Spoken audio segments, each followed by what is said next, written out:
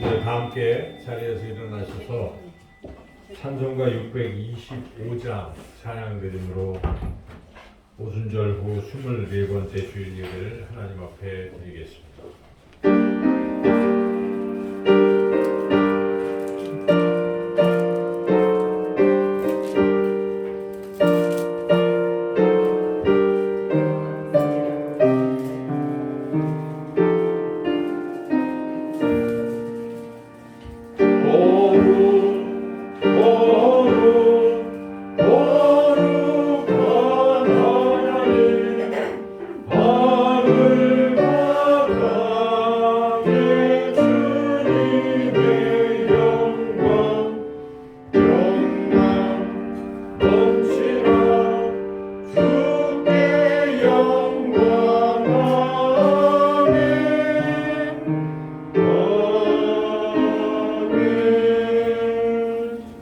여호와를 경외하는 자들아, 너희는 여호와를 의지하여라. 그는 너희의 도움이시요 너희의 방패시로다. 여호와께서 우리를 생각하사 복을 주시되 이스라엘 집에도 복을 주시고 아론의 집에도 복을 주시며 높은 사람이나 낮은 사람을 막론하고 여호와를 경외하는 자들에게 복을 주시리로다. 아멘.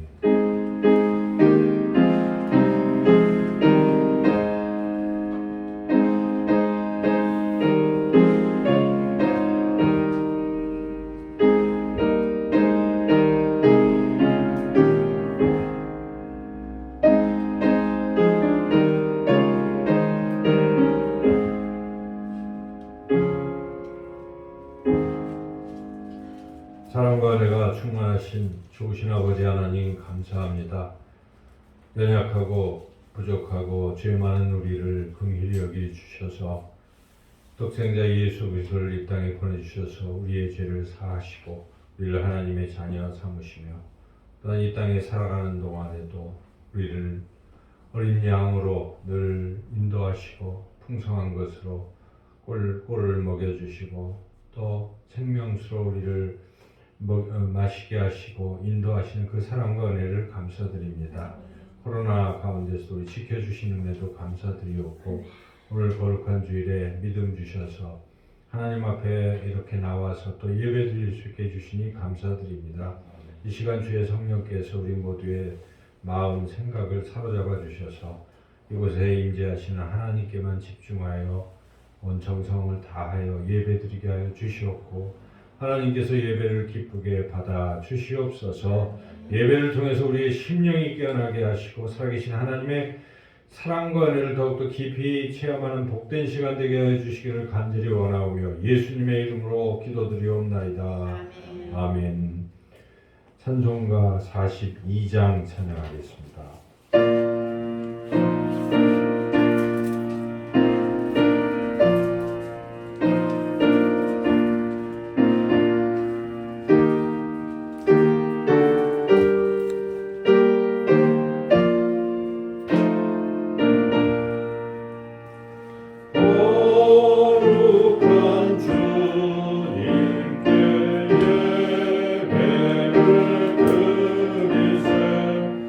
Oh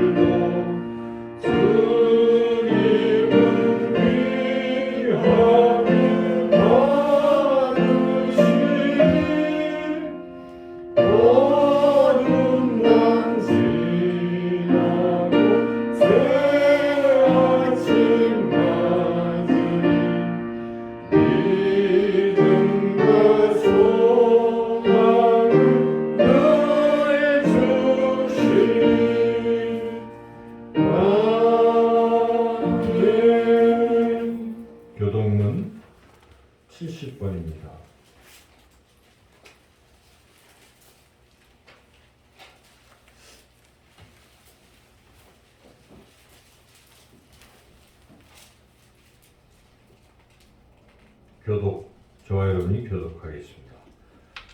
내가 붙드는 나의 종 내 마음에 기뻐하는 자 곧 내가 택한 사람을 보라.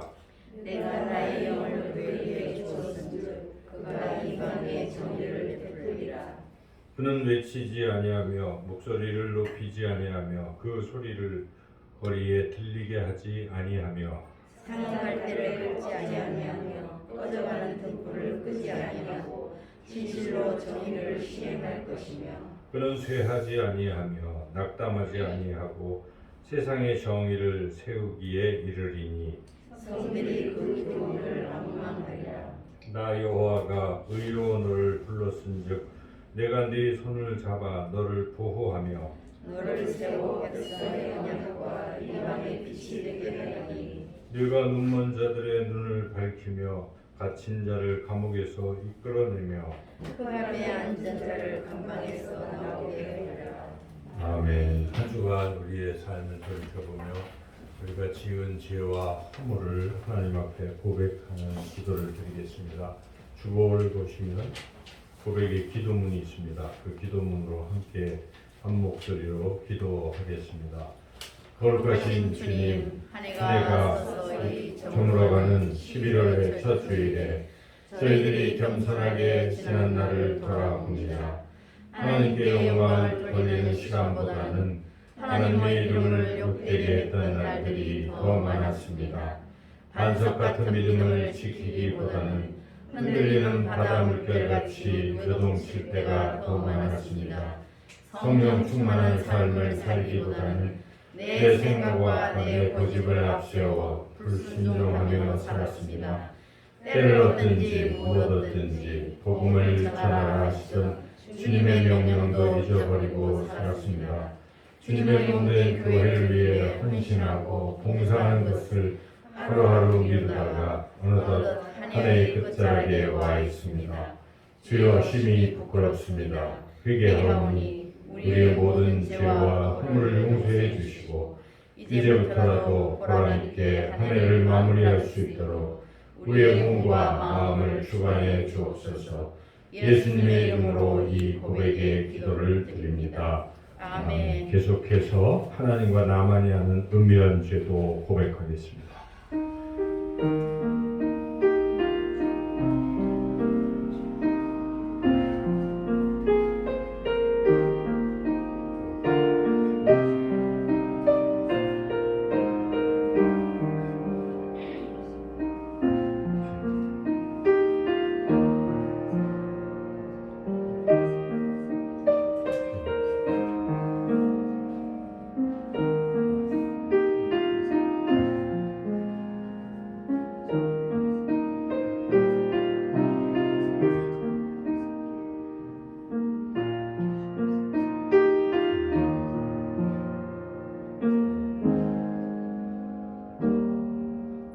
그러므로 이제 그리스도 예수 안에 있는 자에게는 결코 정죄함이 없나니 이는 그리스도 예수 안에 있는 생명의 성령의 법이 죄와 사망의 법에서 너를 해방하였음이라.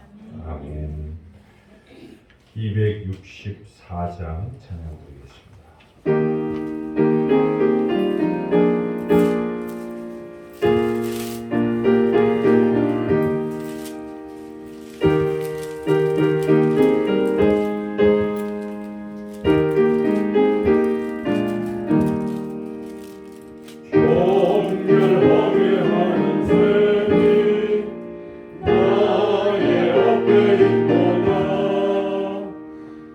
성령께서 권고하시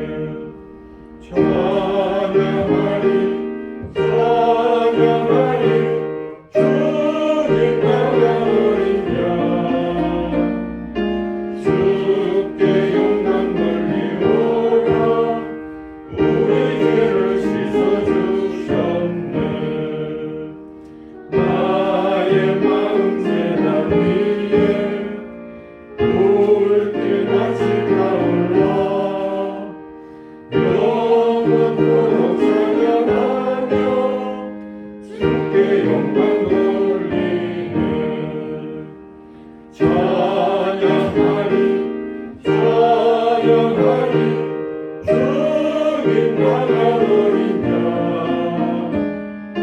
주께 영광 돌리오라 우리 죄를 씻어주셨네 한량 없는 주의 은혜 나를 영접하셨네 내가 지은 모든 죄와 범을 용서하셨네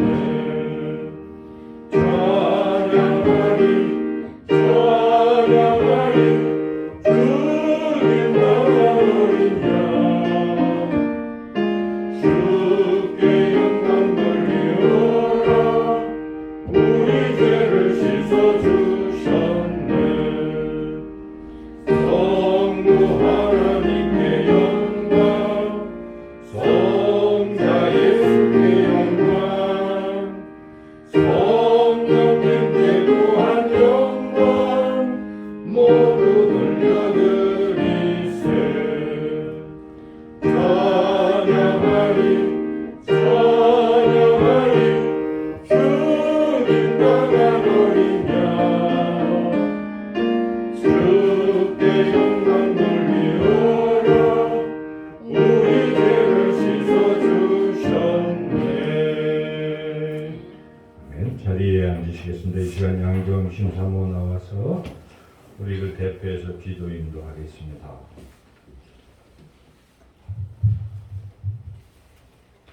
세상 만사를 주관하시는 전능하신 하나님 아버지 감사드립니다. 세상의 많은 일들과 질병과 환난 가운데서도 저희를 지켜주셔서 이 시간 주님 계신 곳 이 성전으로 불러주셔서 아버지 앞에 예배드릴 수 있도록 인도해 주심을 감사드립니다. 살아계셔서 세상을 주관하시는 하나님의 존재를 잘 알고 있으면서도 하나님 우리의 고민과 여러 가지 욕심과 또 여러 가지 아픔들과 힘든 것들을 하나님께 맡기지 못하고 하나님이 안 계신 것처럼 저희가 해결하려고 애쓰며 하나님 또한 이기적인 교만으로 우리의 욕심을 채우며 살았던 것을 이 시간 주님 앞에 고백하오니 아버지 용서하여 주시옵소서. 만물이 결실하는 이 계절에 하나님 이 추수의 시간에 우리의 삶을 되돌아봅니다. 주님께서 주신 우리의 시간들을 주님 가장 기뻐하시는 영혼 구원의 시간으로 사용하였는지 되돌아보니 참으로 부끄럽습니다. 하나님 아버지 저희에게 구령의 열정을 주셔서 한 영혼이라도 구원할 수 있는 올 한 해가 되게 하여 주시옵소서. 아멘. 하나님 지금 진행되는 다니엘 기도회가 하나님 많은 그 기도회를 통해서 많은 은혜 주심을 감사드립니다. 하나님 한국교회 많은 교회와 많은 성도가 같은 시간에 같은 제목으로 하나님 앞에 기도드립니다. 기도드려지는 그 기도가 하나님 앞에 응답되어지게 하여 주시옵소서. 하나님 또 다니엘 기도회 기간에 이 정해진 기간 동안 각자의 기도의 제목들을 놓고 작정하며 기도하는 우리 성도들의 간절한 기도 제목들이 응답되어지는 놀라운 은혜를 허락하여 주시옵소서. 하나님 오늘은 주님께서 참으로 사랑하시고 우리 모두가 참으로 사랑하고 존경했던 고 이복기 집사님을 주님 곁으로 불러주신 지 1년이 되는 날입니다. 남은 식구들을 위로해 주시고 우리 모두 하나님 나라를 소망하는 신앙을 갖게 하여 주시옵소서. 이후에 우리가 하나님 이 세상을 마치는 날 천국 가서 이복기 집사님을 만나 뵙는 귀한 은혜를 허락하여 주시옵소서. 하나님 아버지 또한 우리 교회 가족들 중에 고3 수험생들이 있습니다. 박도연, 남정우 하나님 두 사람을 주님 앞에 올려드립니다. 두 사람을 건강하게 지켜주시고 함께하여 주시옵소서. 수능날까지 최선을 다하게 하시며 수능날에도 그들과 함께하시어 열심히 갈고 닦은 실력을 하나님 실수 없이 다 발휘할 수 있도록 주님 인도하여 주시옵소서. 이 시간 목사님을 통해서 주시는 말씀에 은혜 받게 하시고 이후 한 주간도 말씀의 힘으로 세상을 이기며 살아가는 귀한 모든 성도님들 되게 하여 주시고 하나님 성령님 우리 모두에게 임하셔서 우리 한 주간을 동행하여 주시옵소서. 아멘. 하나님 이 모든 말씀 예수님 이름으로 기도드리옵나이다. 아멘. 예수님께서 우리에게 가르쳐 주신 주기도문을 함께 드리겠습니다.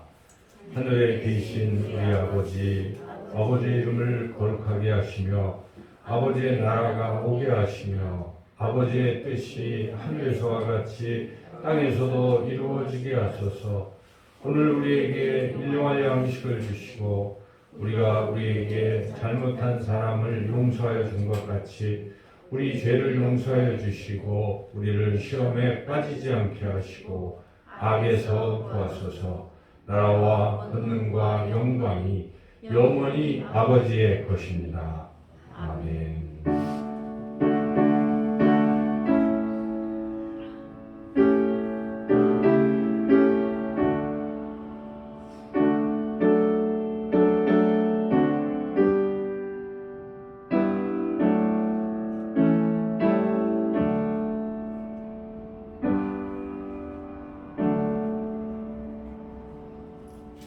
이 시간 하나님께서 우리에게 주시는 말씀 시편 말씀입니다.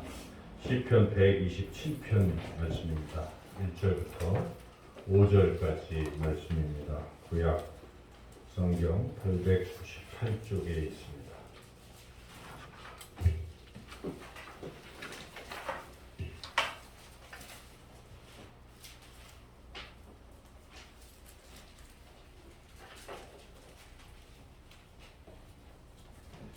시편 127편 말씀 제가 봉독하겠습니다. 여호와께서 집을 세우지 아니하시면 세우는 자의 수고가 헛되며 여호와께서 성을 지키지 아니하시면 파수꾼의 깨어있음이 헛되도다. 너희가 일찍 일어나고 늦게 누우며 수고의 떡을 먹음이 헛되도다.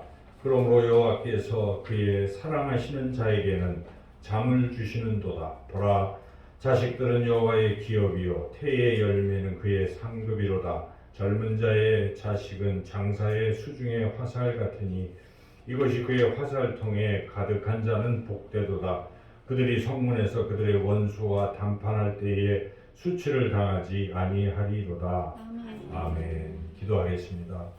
하나님 아버지 감사합니다. 이 시간에도 하나님의 귀한 말씀을 듣게 하시오니 주의 성령께서 전하는 자의 부족한 입술을 주관하셔서 하나님의 말씀만 바르게 잘 전하게 하시고 우리 모두 듣는 귀의 심령이 귀를 활짝 열어주셔서 하나님의 말씀, 하나님의 음성을 잘 듣고 깨달아 그 말씀으로 또한 이 세상을 이기며 승리하며 살아가게 하여 주시기를 간절히 원하옵고 예수님의 이름으로 기도드리옵나이다.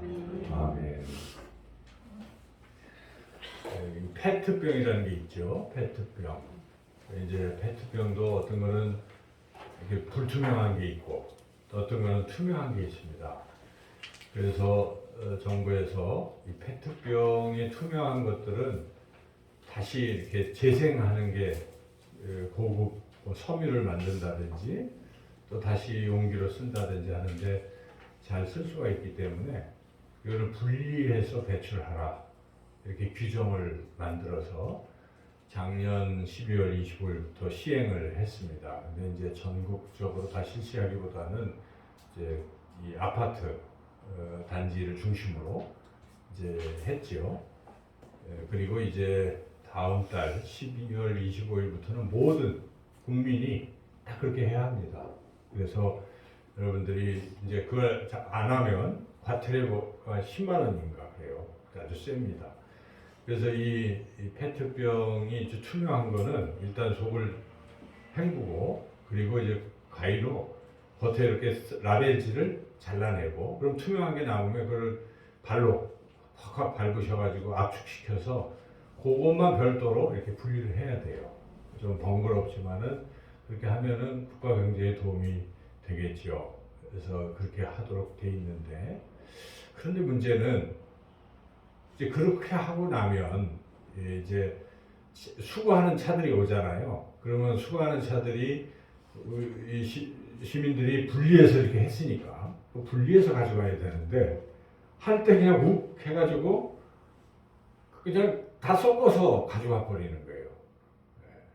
근데 이제 어떤 또 차는 또 그걸 또 분리해서 가져가긴 해요. 근데 문제는 가져간 그 또 재활용과 분리하는 또 거기서 그거를 또 그렇게 해야 되는데 보면은 다시 놀 때 썩어버리는 거예요.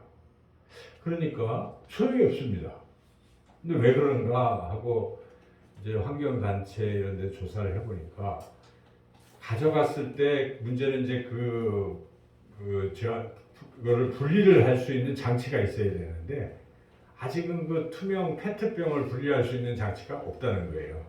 있긴 한데 퍼센테이지로 따져보면 한 20% 정도밖에 지금 시설이 없어서 우리가 보고 있으면 대부분 그렇게 하고 있다는 거죠.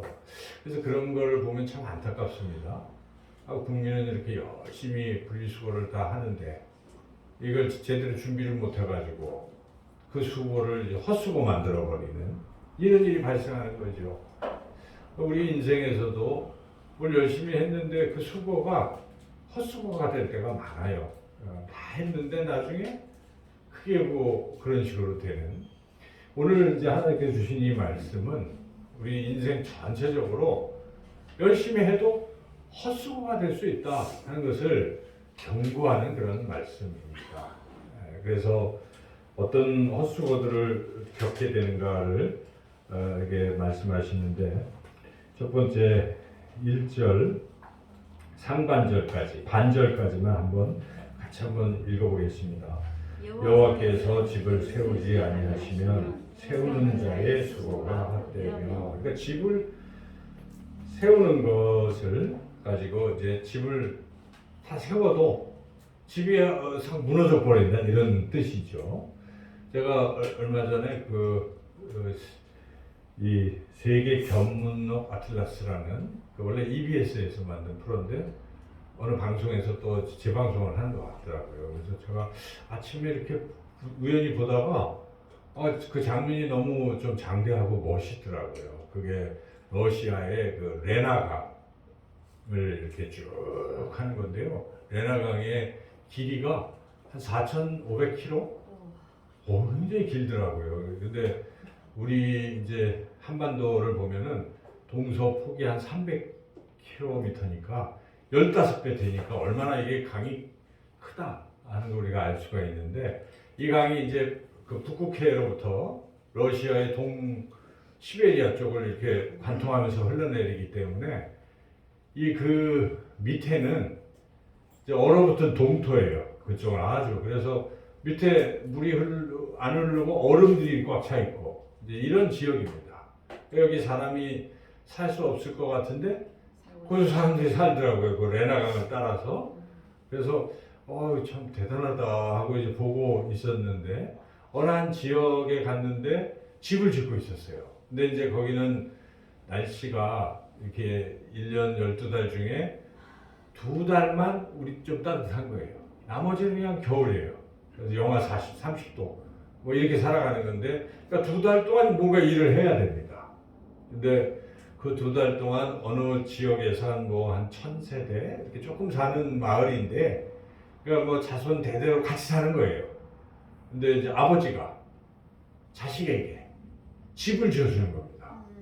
집을 짓는 모습을 보니까 거기는 이제 밑에 얼음이 얼려 있잖아요. 근데 겨울에는 그냥 그대로 있으면 괜찮은데 이게 좀 여름이 되면 녹는 겁니다. 녹으면 이 땅 집안이 흔들흔들 거리는 거예요. 그래서 웬만큼 집을 지으면 이게 안 돼요. 그래서 집을 아예 통나무를 통째로 갖다가 가운데 이렇게 홈을 내서 또 그 양털 뭐 이런 그 따뜻하게 거기다 다 이렇게 놓고 또 이렇게 그 나무에 구멍을 내더라고요. 이렇게 톱질을 해가지고 그래서 거기다가 맞춤 끼우는 식으로 해서 못을 쓰는 게 아니고 통나무로 이렇게 집을 짓는 거예요. 2달 동안 어떻게 다 짓겠어요?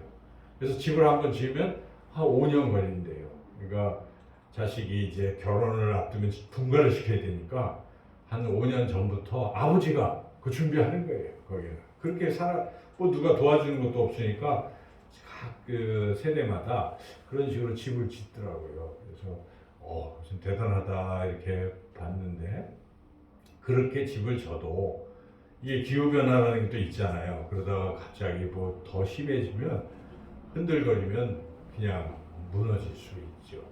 그래서 이 예수님께서도 비유 말씀을 하실 때도 집에 대한 비유 말씀을 하셨는데 어떤 집은 무너진다는 겁니다. 그래서 모래 위에 세운 집은 무너진다는 거예요. 여러분 그렇죠? 모래 위에 집 세워놓으면 어떻게 되겠어요? 한번 파도가 이렇게 쭉 하면 와르르 다 무너지지 않겠어요. 그래서 반석 위에 단단한 데 세운 집은 안 무너진다. 주님이 이렇게 비유의 말씀을 하시는데 그래서 이 세상에 집들이 많고 우리 인생의 집도 있지 않겠어요? 우리 인생의 집을 지을 때 이게 나중에 가서 무너지는 집도 있다는 것입니다. 모래 위에 세운 집처럼 무너질 수도 있다. 오늘 말씀은 자기가 집을 다 인생의 집을 세웠어요. 근데 나중에 보니까 죽을 때 보니까 이 집이 다 무너져 버리는 것이죠. 하나님 앞에 갔을 때 다 무너진 집이었다. 내 인생의 집이. 그럴 수 있다는 경고의 말씀이에요. 또 다른 것도 경고하고 있는데 이제 1절 하반절 말씀도 한번 읽어보겠습니다. 여호와께서 성을 지키지 아니하시면 파수꾼이 깨어 있으니 헛되도다. 그러니까 성에 가장 중요한 게 보초잖아요. 보초, 파수꾼. 파수꾼이 밤새도록 잘 지켜야 돼요. 근데 눈을 크게 뜨고 졸지 않고 잘 지켰으나 지키긴 지켰어요. 보니 적이 와요. 적이. 적병이 옵니다. 다 알렸어요. 근데 다 알려도 막상 적군이 쳐들어왔는데 워낙 큰 센 군대라서 뭐 막을 다 알고도 막을 수 없을 수도 있어요. 그죠? 그래서 성이 와르르 무너질 수도 있다는 것입니다. 아무리 파수꾼이 열심히 밤새도록 지켰으나 그 성이 무너질 수도 있다 하는 것이죠. 그래서 우리가 우리 인생에서 뭔가 열심히 지킬 수 있어요. 우리가 그동안 쌓아놓은 뭐 재산도 지키려고 하죠. 또 생명도 지키려고 합니다. 우리 건강도 지키려고 하고 또 어떤 사람은 자기 명예를 또 지켜보려고 합니다. 자기가 이룬 업적을 지켜보려고 하고 이렇게 우리 인생에서 뭔가를 지키려고 애를 쓰는데 어느 순간에 지키려고 했던 것들이 한순간에 와르르 무너질 수 있다는 것입니다. 여러분 가장 잘 나가는 사람도 사업이 한순간에 무너질 수도 있어요. 그리고 정말 명예를 쌓고 명성을 쌓았는데 덜컥 어떤 것들로 인해서 와르르 무너질 수도 있다는 것입니다. 우리 사랑하는 자녀들, 가족들 그렇게 사랑했지만 내가 지킬 수가 없잖아요. 어느 순간에 뜻밖의 사고로 또 무너질 수도 있다는 것이죠. 그래서 우리가 지키려고 해도 지킬 수 없는 게 있다는 것이죠. 아무리 지키려고 해도 지킬 수 없다는 것을 경고하는 말씀입니다. 그래서 우리 삶 가운데 내가 지키려고 했지만 지킬 수 없는 것도 있구나 하는 것을 또 한번 생각해 보라 하는 그러한 말씀이죠. 또 2절 상반절 말씀 같이 한번 읽어보겠습니다. 너희가 일찍이 일어나고 늦게 누우며 수고의 떡을 먹음이 헛되도다. 여러분 여기 말씀 그대로 인생에서 성공하려면 이렇게 해야 됩니다. 뭔가 성공하는 사람은요 일찍 일어납니다. 늦게 일어나는 사람이 성공하는 거 보셨습니까? 우리가 잘 아는 현대 창업주이신 정주영 회장님이 어떠셨습니까? 새벽 4시에 항상 일어났어요. 새벽을 깨우는 사람이었죠. 죽을 때까지. 새벽형 인간이 성공하는 것은 너무도 당연합니다. 늦게 일어나는 사람이 성공하지 못하죠. 또 일을 하면은 잠을 늦게 자는 거죠. 이건 무슨 말입니까? 하루 종일 일을 한 겁니다. 쉴 틈이 없이 일을 한 거예요. 그러니까 그렇게 열심히 투자를 해야 뭔가를 노력을 해야 이루는 것이 세상 이치죠. 그리고 수고의 떡을 먹는다는 게 무엇이겠습니까? 이것은 그렇게 해도 간혹 고생할 수가 있습니다. 실패할 수가 있어요.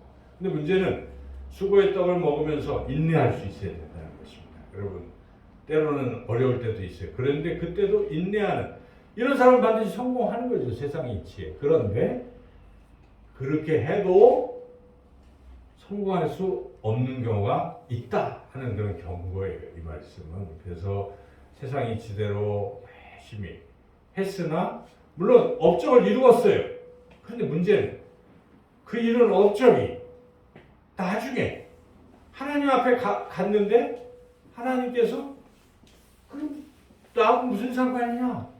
이렇게 말씀하실 수도 있다 하는 것이죠. 그래서 하나님이 원하는 것을 이루지 못하고 자기가 원하는 걸 아무리 크게 이루어도 나중에 죽을 때 하나님 앞에서 그걸 인정을 못 받으면 아무 소용이 없어요. 가치 있는 게 아니라는 것이죠. 성공이라고 말할 수가 없습니다. 그리고 또 하나님의 뜻이 아닌 위배되는 것을 하다가 열심히 하다가 그냥 내버려 두는 수도 있지만 때로는 하나님께서 그것을 치실 수도 있어요.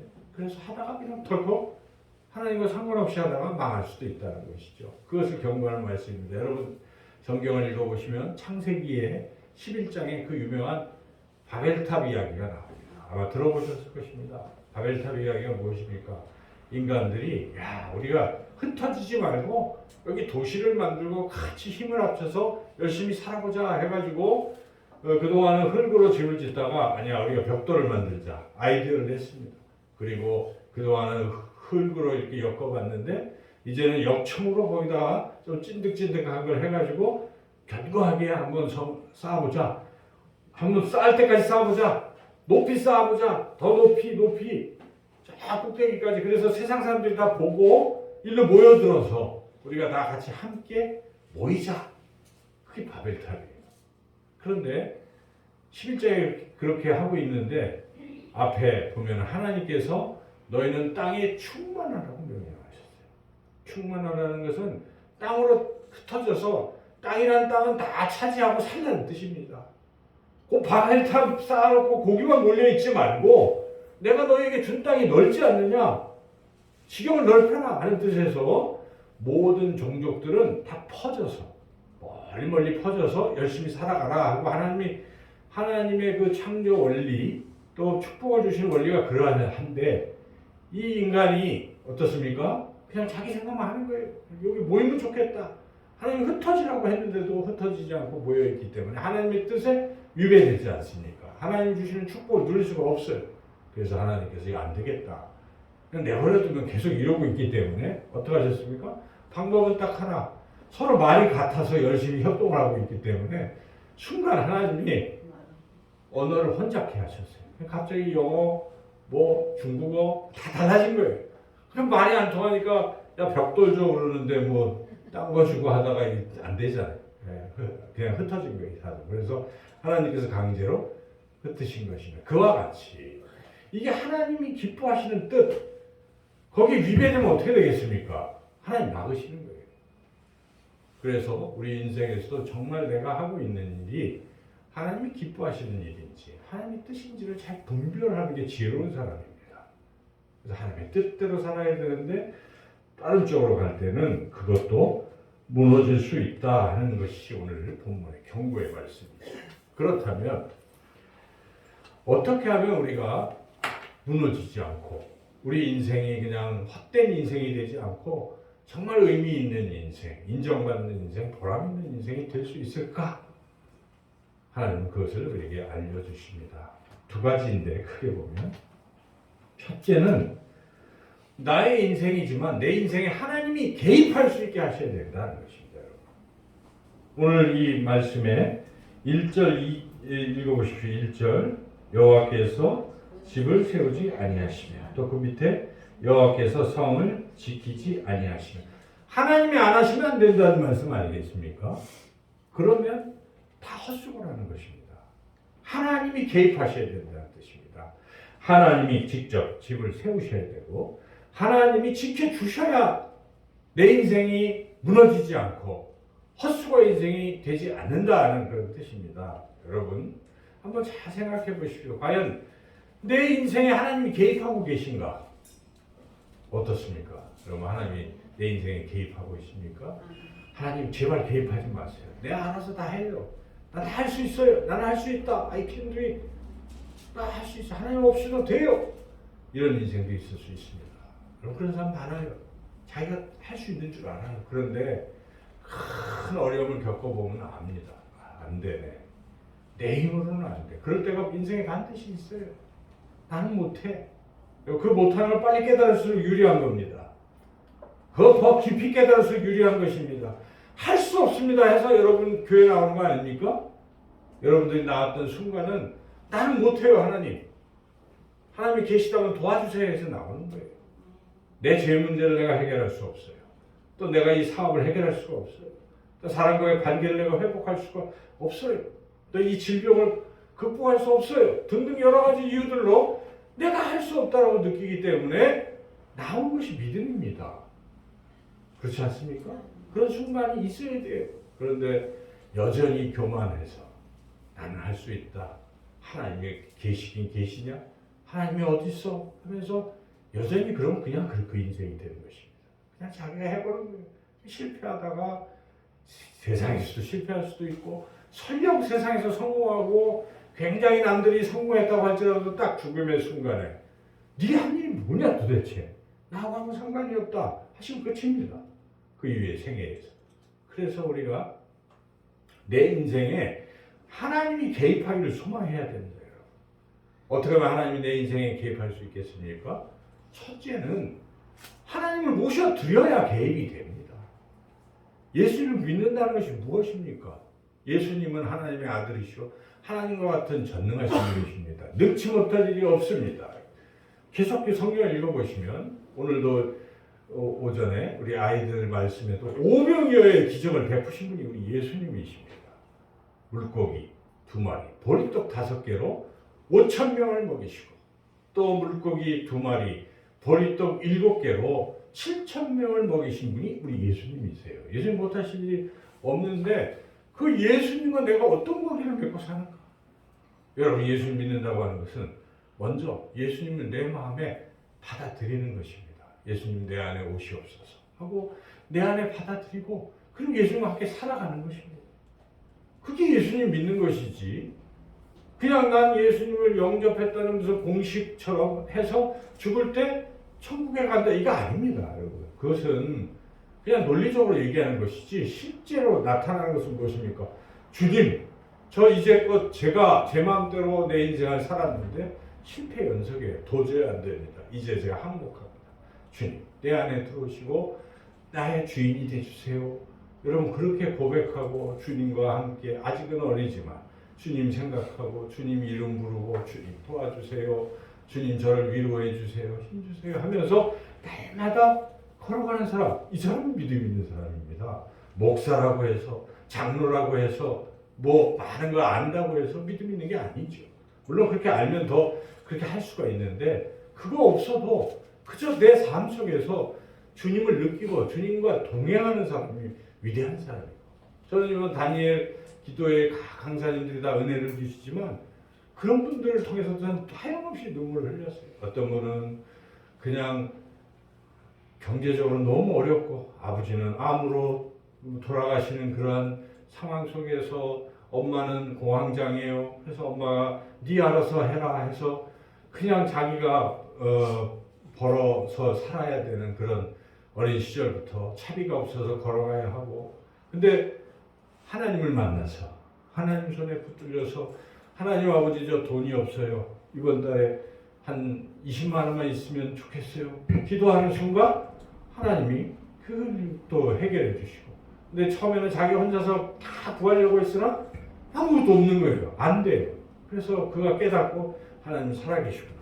하나님께 기도하면서 그가 그렇게 하나님 찬양하는 사람이 되었어요. 그런 것들 제가 들으면서 저거지. 신앙은 다른 게 아닙니다. 내가 하나님을 어떻게 만나고 있는가. 그 만남이 너무 감사하고 그것을 남들에게 이야기하는 게 전도인 것입니다. 여러분. 전도가 무엇이겠습니까? 지난 한 주간도 난 이렇게 사니까 힘들어도 하나님 내 마음에 평안을 주셨어요. 자매요, 형제요, 힘들어도 하나님 믿어보세요. 하나님 예수님 믿어보세요. 예수님이 힘 주십니다. 이게 전도죠. 이와 같이 우리가 내 마음의 문을 열고 예수님을 내 안에 이렇게 잘 모셔드리시고 그리고 그 예수님과 동행하는 삶, 내 인생의 키를 예수님께 맡기는 거예요. 또 중요한 거는 맡기는 거예요. 내 안에 모셨는데 주인이 아니고 저 한켠에 치우고 어떨 때는 주인이에요. 내가 힘들면 주님 해주세요. 그러고 자기가 좀 잘한다 싶으면 상관도 안 하고 자기 마음대로 하다가 또 실패하다가 그때 가서야 주님 아이고 잘못했군요. 물론 그렇죠. 인간이 아니라 그렇지만 처음부터 온전하게 주님께 맡기고 주여 나의 운전대를 붙잡아 주십시오. 저는 지금부터 주의 종이 되겠습니다. 주님 하라고 하면 따라가겠습니다 하는 사람은 성공하는 것입니다. 그러나 여전히 내가 대장이 돼 있고 내가 살아 있고 주님을 악세서리처럼 생각하고 이용하려고만 하고 하는 사람들은 그렇게 제대로 성공하기가 어렵다는 것이죠. 그래서 이 인생에서 헛수고 인생, 실패한 인생이 되지 않는 핵심이 무엇입니까? 그것은 주님께 맡기는 것입니다. 주님, 내 인생을 맡아주십시오 하고 맡기는 거예요. 여러분, 우리가 제자 훈련하면서도 그렇고 이 책을 많이 읽었잖아요. 내 마음 그리스도에 있지. 로버트 몽어의 그 책 참 짧은 책이에요. 금방 한 몇십 분이면 다 읽을 수 있는 책인데 그분이 그런 거예요. 자기 마음을 여러 방을 나누어서 놓고 예수님을 모셔드렸어요. 그리고 예수님과 함께 방을 이렇게 쭉 살펴보는 거예요. 어떤 경우는 서재에 같이 들어갔어요. 보니까 막 온갖 세상 잡다한 책만 있어요. 부끄러워요. 그래서 그거 다 치우고 주님의 말씀으로 채워서 바꾸고 또 주방에 들어가 보니까 온통 욕심, 뭐 먹고 싶은 거 거기는 이제 욕심의 방인 거예요. 그래서 뭐 자기의 여러 가지 욕구, 뭐 탐욕 이런 것들이 즐비했어요. 주님이 또 이렇게 또 깨끗이 치워주시고 하나님을 향한 그런 열망을 주시고 이렇게 쭉 하나하나 하는데 이제 그 작업실로 들어갔어요. 작업실에 들어가 보니까 온갖 자기 인생의 취미와 자기 것만 위해서 가득 차 있어요. 그때 예수님이 질투하십니다. 너는 하나님의 나라를 위해서 뭔 일을 하고 있느냐. 그래서 하나님을 위한 그런 또 일들을 하게 되고 이제 마지막에 벽장으로 가잖아요. 그 벽장에 가보면은 벽장 이건 안 되는데 했는데 주님이 내놔. 그리고 이제 열쇠를 열어보니까 거기에 숨기고 싶은 더럽고 추악한 자기의 죄와 이런 게 여기 가득 차 있는 거예요. 예수님이 딱 깨끗이 다 치워주셨어요. 이제 끝난 것 같은데 그러고 또 있어 보니까 또 여기저기 뭐 또 쌓이는 거예요. 그것도 내가 치우려고 하니까 안 치우기도 하고 힘들어요. 그래서 이 사람이 깨달았어요. 아, 내가 자꾸 저 주인이 돼 살려니까 너무 힘들어요. 주님, 이 집의 명의를 주님의 이름으로 하겠습니다. 하고 명의 이제 딱 하는 거예요. 그랬더니 마음이 참 평안이 오는 거예요. 주님이 알아서 다 해주시니까. 그게 인생이에요. 우리 인생의 이 집에서 주인이 누군가를 우리가 끊임없이 생각해야 됩니다. 이 영역은 내 거야 아닙니다. 전체를 다 주님께 맡길 수가 있다면 마음 그때 드디어 평안이 오고 우리 인생의 성공이 오고 우리가 하는 수고들이 헛수고가 아닌 게 될 줄로 믿습니다. 그리고 또 한 가지 더 다 맡기는 거 플러스 하나가 더 있어요. 여기 오늘 본문에는 더 나와 있는데 보시면은 2절 말씀을 그러므로부터 한번 읽어보겠습니다. 그러므로 여호와께서 그의 사랑하시는 자에게는 잠을 주시는도다. 하나님이 사랑하시는 자에게 헛수고되게 하지 아니하시고 잠을 주신다는 거예요. 이게 왜 잠을 주시는 거냐면요. 어떤 사람은 아침 일찍 일어나서 하루 종일 고생하고 고생의 떡도 먹고 밤 늦게 간신히 자야 될까 말까 그것도 헛수고가 되는데 이 사람은 하나님이 다 맡으시니까 내가 뭐 좀 늦게 일어나도 되는 거예요. 쉽게 얘기하면 그냥 잠을 편안하게 자요. 자고 일어났더니 돼 있는 거예요. 그런 뜻입니다. 그래서 그와 같이 하나님이 사랑하시는 사람은 그런 일이 있다는 것입니다. 하나님께 다 맡겼는데 또 하나는 무엇입니까? 하나님이 사랑하시는 자. 그럼 우리가 이 말씀 생각하면서 누가 하나님이 사랑하시는 사람일까? 나는 하나님이 사랑하시는 사람일까? 여러분 한번 생각해 보죠. 어떻게 생각하세요? 하나님이 여러분 각자를 사랑하십니까? 아멘. 아멘. 그런 줄 믿습니다. 그렇습니다. 성경 요한일서에 보면 우리가 하나님 사랑한 게 아니라고 나와 있습니다. 하나님이 우리를 사랑하셨다. 우리는 하나님 사랑한 것이 아니요 하나님이 우리를 사랑하사 하나님의 아끼는 그 외아들을 우리에게 아낌없이 내어주셨다라고 말씀하십니다. 여러분 잘 아시는 요한복음 3장 16절 무슨 말? 하나님이 세상을 이처럼 사랑하사 독생자를 주신 이는 누구든지 그를 믿는 자마다 멸망하지 않고 영생을 얻게 하려 하십니다. 하나님은 우리를 사랑하시는 거예요. 모든 사람이 다 사랑합니다. 여기 있는 저와 여러분 모두를 하나님 사랑하신 줄로 믿습니다. 아멘. 근데 문제는 어떤 사람은 이 말씀을 들어도 하나님이 어디 있어? 하나님 나를 언제 사랑해? 내가 인생에 실패만 하는데 하나님 원망하는 사람도 있을지 몰라요. 그러면 안 돼요. 이게 중요한 것입니다.